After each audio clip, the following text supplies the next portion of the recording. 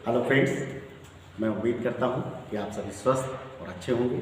आज मैं फिर एक न्यू टॉपिक के साथ आया हूं और आज का जो ये टॉपिक हमारा है वो काफ़ी समय से हमारे स्टूडेंट मांग कर रहे थे बाय कमेंट्स, और मैं उम्मीद करता हूं कि इसी टॉपिक को मैं आज जो टॉपिक मैं लेके आया हूं उसको एक्सप्लेन करूंगा।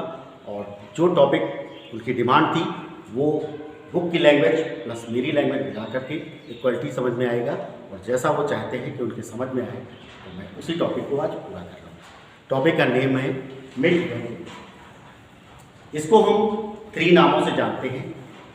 पहले तो मैं आपको बता दूँ, milk inert gas, this the means of milk. इसी के साथ में मैंने ऊपर नाम लिख रखा है मेटल और गैस वैल्यू। इसको हम MAG के नाम से भी जानते हैं, मेटल आर गैस वैल्यू।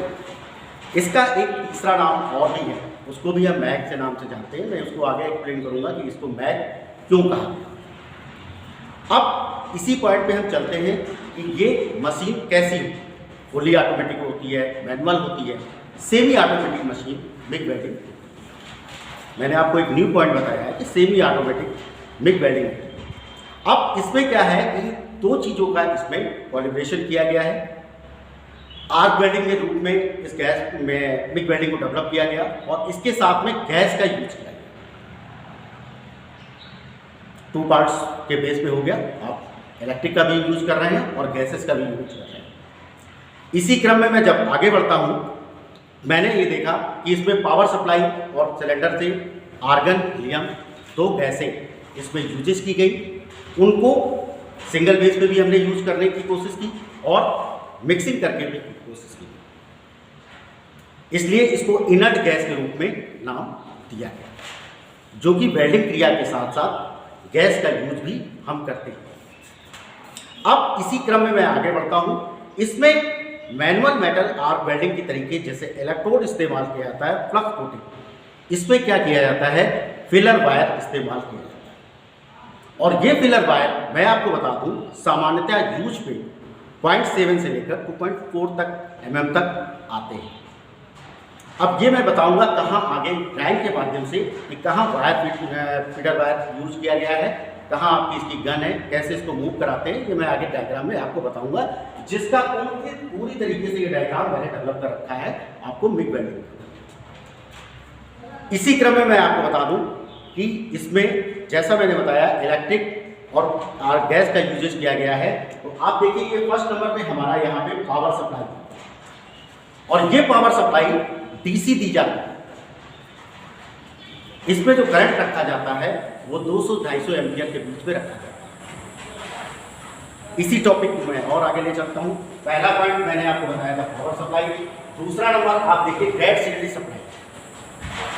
और गैस सिलेंडर सप्लाई में एक चीज मैं आपको और नहीं बता रहा हूँ कि ये देखिए सिलेंडर लगा हुआ है और ये इसका गैस रेगुलेटर लगा हुआ है, जिसको हम प्रेशर गेज, पहले भी मैंने टॉपिक आपको बताया प्रेशर गेज का, आपके वीडियो बेस पे डाला हुआ है।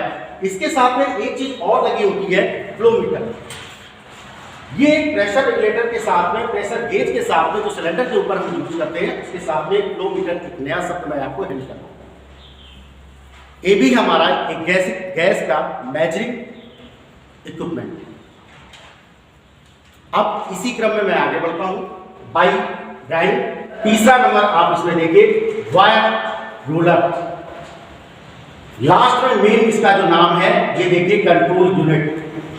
ये कंट्रोल यूनिट जो है ये अटैचमेंट पार्ट होता है मशीन में, और इस अटैचमेंट पार्ट से ही हमारा वायर फीडर यूजेस करता है, और उस कंट्रोल यूनिट से ही हम सारी चीजें कंट्रोल करते हैं, वायर फीडिंग की भी, मोशन की भी और गैस फ्लो की भी। इसीलिए इसको सेमी ऑटोमेटिक मशीन के नाम से जाना गया है। इसी क्रम में आगे बढ़ते हुए मैं चलता हूं इसके 4th स्टेप। मैंने आपको 3 बताया और मेन पार्ट इसका 7 कंट्रोल यूनिट बताया, जहां वायर फीड लिखा हुआ है, मतलब जो 3 नंबर पे मैंने शो कर रखा है। इसी क्रम में मैंने आपको एक्सप्लेन किया है कि 4 नंबर आपका इसका गन है, GNAW गन। ये जो गन होती है, ये जैसे हमारी गन बनी होती है सिंपली तौर पे, उसी तरीके गन के आकार बनी होती है। और इसको चलाने का तरीका क्या होता है कि उसमें ट्राइगर ना होकर इसमें यहाँ पे एक ट्राइगर लगा होता है, जो पुशिंग ट्राइगर होता है, प्रेसिंग ट्राइगर होता है। जब हम उसको पुश करते हैं तो जो ये हमारा वेल्डिंग वायर है, ये वेल्डिंग वायर जो है ये हमारा आउट निकलता है, और आउट निकलने के बाद में ये हमारा वेल्डिंग का काम बेसिक मेटल के साथ पूरा करता है।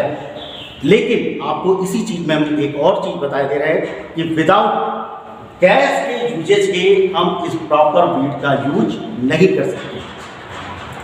जब तक गैस इसके वायर के साथ में यूज होती रहेगी एज ए कवच के रूप में, जिससे कि हमारी जो वायुमंडल में अदर्स गैसेज हैं वो इसके ऊपर कोई इफेक्ट ना डाल सके। इसलिए जैसे ही हम वायर फीडर का यूज करते हैं बेसिक मेटल के साथ में, इसी क्रम में हम गैस को भी खोलते हैं। नेक्स्ट स्टेप पे मैं जब चलता हूँ इसी के बाद, तो ये हमारा ट्रिगर वाला पॉइंट जो मैंने आपको बताया वो हो जाता है, और इसी बेस पे आते हैं तो यहाँ पे 6 नंबर पॉइंट जो हमें मिलता है, ये सील्डेड गैस मिलता है। सील्डेड गैस यानी जो पाइप लगा होता है अलग से, जो हमारा कनेक्ट होता है सिलेंडर से, इसको हम सील्डेड गैस पाइप बोलते हैं।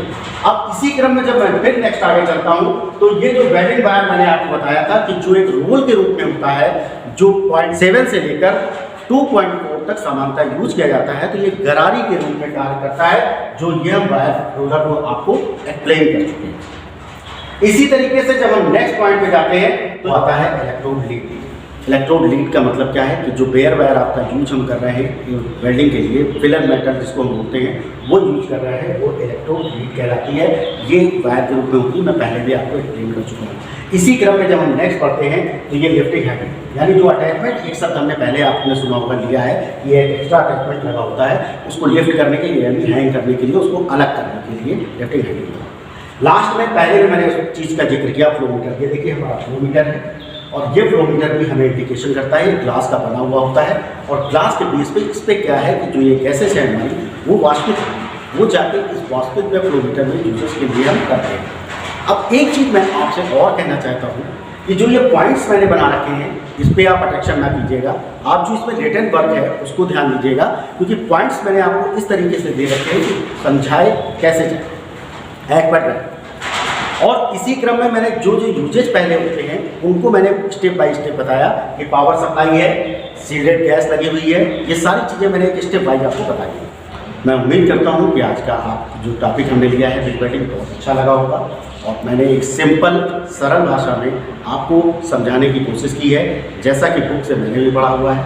और इसी के साथ आज की हमारी कुछ मोटिवेशन की लाइनें, और जो ये लाइनें हैं वो किसी महापुरुष की हैं, जिन लाइनों को मैं आज एक्सप्लेन कर रहा हूँ, और साथ में आप हमारे बोर्ड पे भी देखते जाएंगे। Education is the most power of weapon which you can use the change self and world. Thanks all of you. Next video, next